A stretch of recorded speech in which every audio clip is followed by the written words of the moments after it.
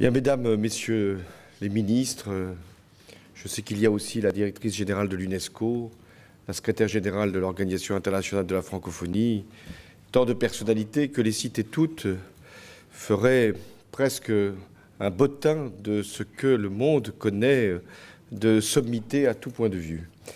Alors, je vais directement passer à l'enjeu même de cette cérémonie, c'est-à-dire cette remise des insignes de commandeur de la Légion d'honneur à deux personnalités exceptionnelles, Melinda et Bill Gates, qui nous ont fait l'amitié d'être ici, mais nous ont fait aussi l'amitié de vouloir travailler avec la France depuis des années pour permettre au monde d'être meilleur, ce qui est une vaste entreprise, bien plus vaste encore que celle que vous avez créée.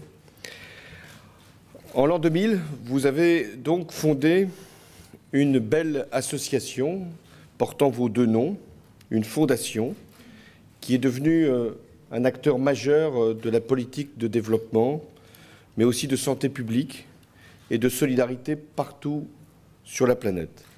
Cette fondation porte vos deux noms, Melinda et Bill Gates. Elle soutient plus de 1400 programmes dans plus de 130 pays. Elle dispose d'un budget annuel de 4 milliards de dollars. Bien des ministères voudraient disposer de telles ressources, sans qu'il en coûte quoi que ce soit aux contribuables. C'est un rêve, je sais, que beaucoup caressent ici, qu'il puisse y avoir plein de générosité sans que ça ne coûte rien à personne, ce qui est très difficile, car il y a un moment où il y a bien un contributeur. Mais vous agissez avec les États, avec les institutions internationales, avec les organisations non gouvernementales et, je dois le dire, avec la France. Vous avez néanmoins imposé une manière de travailler qui ressemble à celle qui vous a tant réussi dans vos affaires, c'est-à-dire fixer des objectifs clairs et chiffrés, leur consacrer les moyens nécessaires et établir un plan de travail exigeant. Chaque action est suivie, chaque impact est mesuré et chaque dollar ou euro dépensé est également évalué avec beaucoup de précision. Chacun ici connaît votre parcours exceptionnel. C'est l'histoire de deux destins américains. Vous, Melinda du Texas, et vous, Bill de Seattle. Savoir comment on se rencontre quand l'un est au Texas et l'autre de Seattle. Il ne m'appartient pas de faire ces vérifications. Mais en tout cas, vous formez un couple depuis le 1er janvier 1994 et vous avez décidé non seulement d'être ensemble pour vous-même, mais aussi pour les autres. Porter de l'affection et de l'amour pour qu'ils puissent, l'un et l'autre, être utiles au monde. Votre histoire est aussi très liée à celle de Microsoft, cette entreprise que vous avez fondée. Bill, vous aviez moins de 20 ans, ce qui veut dire qu'on peut être vraiment très précoce dans beaucoup de domaines. Et vous l'avez fondée avec votre ami Paul Allen, et vous avez révolutionné l'industrie informatique en démocratisant l'ordinateur individuel. Cette réussite vous a mis à l'abri du besoin, je le crois, mais pas à l'abri du devoir. Et donc, vous vous êtes posé cette question, comment être capable non seulement de bouleverser le monde, mais aussi de le changer. Un jour, vous lisez un article écrit par Nicolas Christophe du New York Times. Il porte sur les ravages de l'eau souillée dans les bidonvilles de Bombay. Alors, vous avez décidé de vous engager. Commencez par soutenir des actions de prévention et de soins dans les pays les plus pauvres, pour la vaccination contre la polio, et c'est ainsi que vous créez la fondation Bill et Melinda Gates pour inscrire votre investissement dans le temps. Vous avez eu aussi la bonne idée d'inciter celles et ceux qui ont la chance de disposer d'une large fortune pour qu'ils puissent la rendre aussi utile au monde. Warren Buffett a été le premier à vous répondre en promettant de léguer 99% de sa fortune, et il est désormais un membre éminent de votre fondation. Mais ceux qui ne peuvent pas donner leur argent peuvent donner de leur temps ou de leurs compétences dans le cadre de votre fondation et vous soutenez toutes les formes d'engagement. Il y a quelques jours, j'entendais du bruit, celui-là était festif, autour de l'Élysée. C'était ce qu'on appelle le printemps solidaire. Et vous avez soutenu cette initiative qui a permis à des centaines de milliers de Françaises et de Français d'affirmer leur attachement à un monde meilleur et de témoigner de leur volonté d'y contribuer concrètement et personnellement. Là encore, j'ai été sensible à cette initiative qui contrebat toutes les thèses sur le repli sur soi, sur l'égoïsme et sur le doute qu'auraient les jeunes de s'engager. Vous avez fait de la lutte contre les maladies une priorité. C'est ainsi que votre fondation est présente dans les conseils d'administration du Fonds mondial, SIDA, du Gavi, de l'Alliance du vaccin et d'Unitaid. Et vous avez des liens privilégiés avec l'Organisation mondiale de la santé. Avec 600 millions de dollars d'engagement pour la période 2017-2019, vous êtes donc un partenaire particulièrement privé du Fonds mondial de lutte contre le sida, la tuberculose et le paludisme. Et votre fondation est à l'origine de la refondation même du Fonds mondial qui s'est tenue à Montréal en septembre dernier. Là aussi, dans ce combat, la France est à vos côtés. Je rappelle que la France est le deuxième contributeur en termes étatiques du Fonds mondial SIDA. Vous avez aussi voulu que votre fondation puisse lutter contre les maladies infantiles et vous avez fait ce constat terrible qu'il y a aujourd'hui des millions d'enfants qui meurent avant l'âge de 5 ans et vous voulez qu'ils puissent être moitié moins à l'horizon 2030.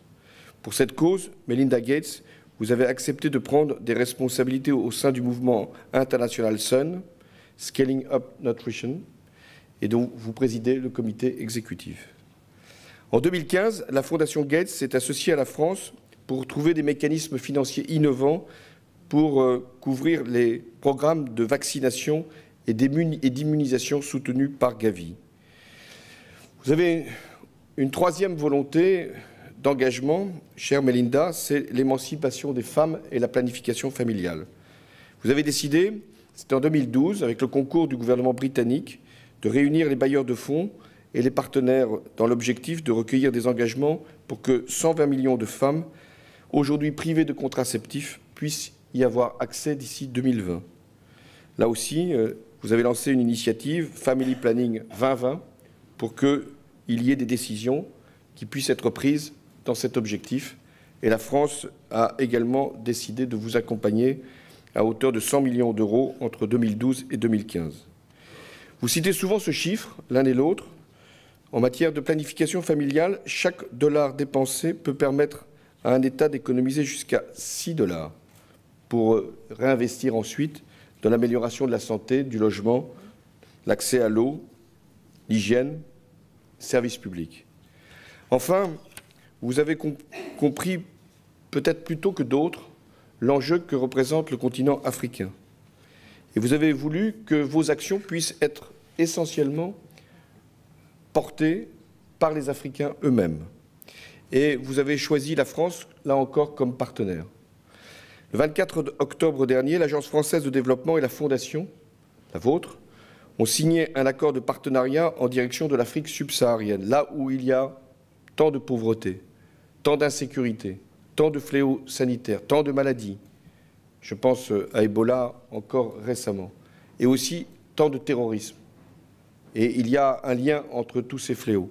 Alors, vous avez décidé de faire en sorte que les secteurs prioritaires de votre fondation, en matière de santé, de nutrition, d'agriculture, mais également d'éducation au développement et d'innovation financière, soient mis au service de l'Afrique. Voilà ce qu'est finalement le rêve d'un couple très fortuné, faire reculer la pauvreté. Il y en a qui pensent simplement à s'enrichir. Vous voulez réduire la pauvreté. Et c'est ce partenariat entre la France et la Fondation que je voulais saluer. Et c'est celui-là qui justifie la remise de cette grande distinction qu'est la Légion d'honneur. Vos deux noms, Melinda et Bill Gates, signifient pour le monde, bien sûr, une révolution technologique, mais bien davantage, pour beaucoup de femmes et d'hommes, et peut-être même d'enfants, en Afrique, en Asie ou ailleurs, vos noms signifient concrètement l'accès à l'eau, à la vaccination, à la contraception et à la santé. Bref, vos noms correspondent à une chance.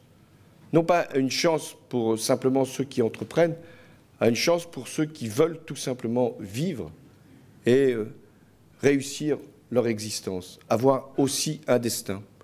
Un destin ne peut pas être aussi fabuleux que le vôtre. Il est exceptionnel. Mais un destin n'est exceptionnel que s'il est au service des autres. Alors, je le disais tout à l'heure, vous avez, quand vous étiez très jeune, bouleversé le monde à travers l'ordinateur individuel. Mais votre plus grande fierté, sans doute, aujourd'hui, au-delà de cette performance à la fois économique, financière, technologique, c'est de vouloir et d'avoir réussi à changer un peu le monde. Et c'est pourquoi la France est à vos côtés et qu'elle vous distingue ce soir.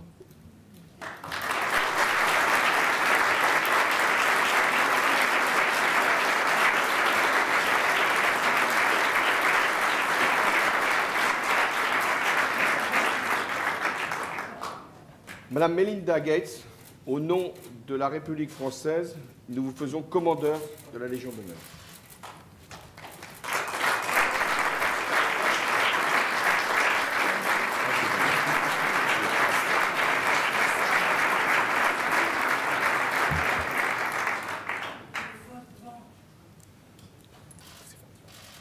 Dans un strict souci d'égalité et de parité, vous remarquerez que la distinction est exactement la même. Monsieur Bill Gates, au nom de la République française, nous vous faisons commandeur de la Légion d'honneur.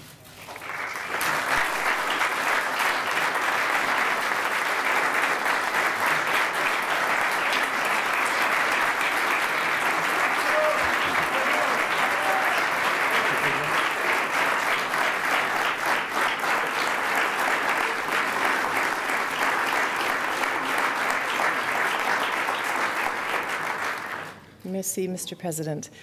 We are so honored to receive the Légion d'honneur, and we receive it today on behalf of our many partners who are in this room, who do the nos nombreux really partenaires ici hard présents day in and day qui out font ce work travail on the si ground dur au to quotidien alleviate sur le poverty in terrain the pour developing réduire world. la pauvreté dans le monde en développement. Nous sommes engagés pour le reste de notre vie à travailler à vos côtés pour réduire encore la pauvreté et pour apporter un avenir à tous. Je vous remercie.